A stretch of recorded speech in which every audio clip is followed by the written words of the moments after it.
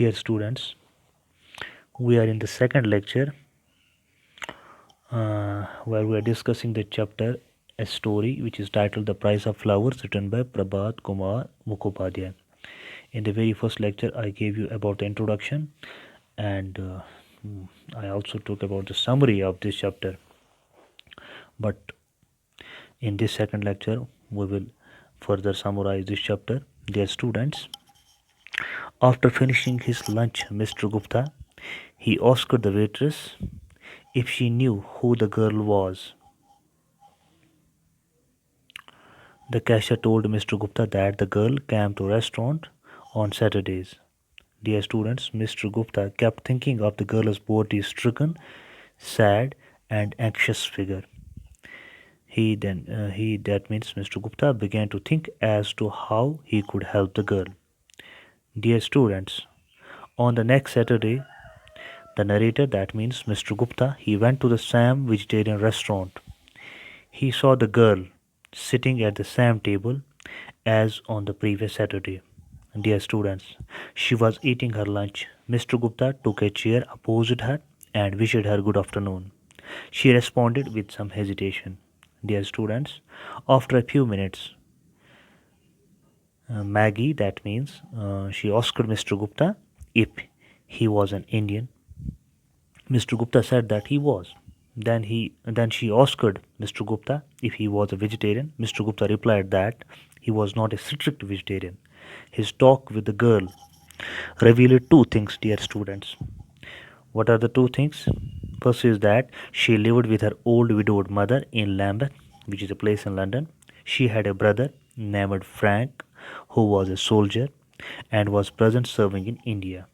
Dear students, Mr. Gupta and Maggie, they were discussing, they were having some talk with each other. Moreover, Maggie told that they had not received any letter from him for a long time.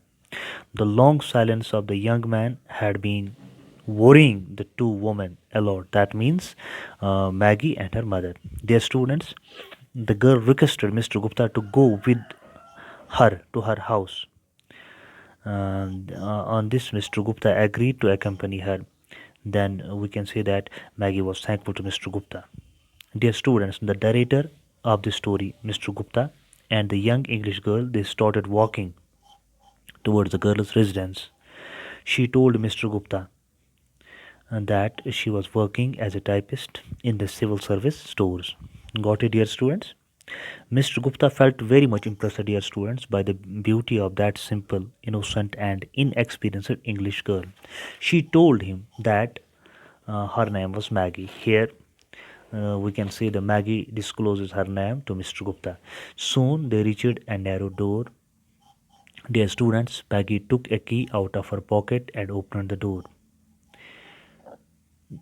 She entered the house and asked Mr. Gupta to come. Dear students, her mother was in the kitchen. Dear students, the kitchen was in the basement. They went down into the kitchen. The girl introduced the narrator to her mother. Dear students, the old lady was making cakes and so her hands were covered with flour. Old lady, you know that, girl's mother, Mrs. Clifford. Dear students, she used to make cakes and sell them in order to supplement their income to be able to live. Dear students, Mrs. Clifford, the girl's mother, asked her to take Mr. Gupta to the sitting room. She said that she would come in a few minutes, dear students, but Mr. Gupta insisted on staying on in the kitchen. Dear students, he praised it. That means Mr. Gupta praised her cakes. Mrs. Clifford thanked him with a smile. She changed the subject of the talk and started asking Mr. Gupta about India. Dear students, she wanted to know what kind of country was India. The narrator, that means Mr. Gupta, praised his country. He told her that India was a safe country to live. It was all contrary to what she had heard about India being a land of tigers, snakes, malaria, and cholera. Dear students, she then talked about her son, Frank. He was a soldier. He was in the Punjab.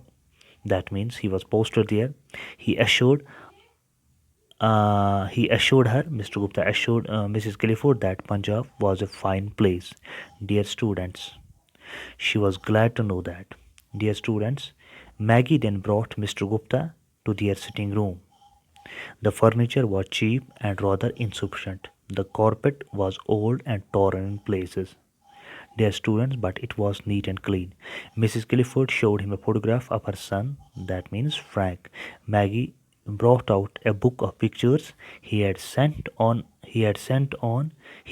her on her birthday. So inshallah in the next lecture we will further explain this summary. Thank you very much.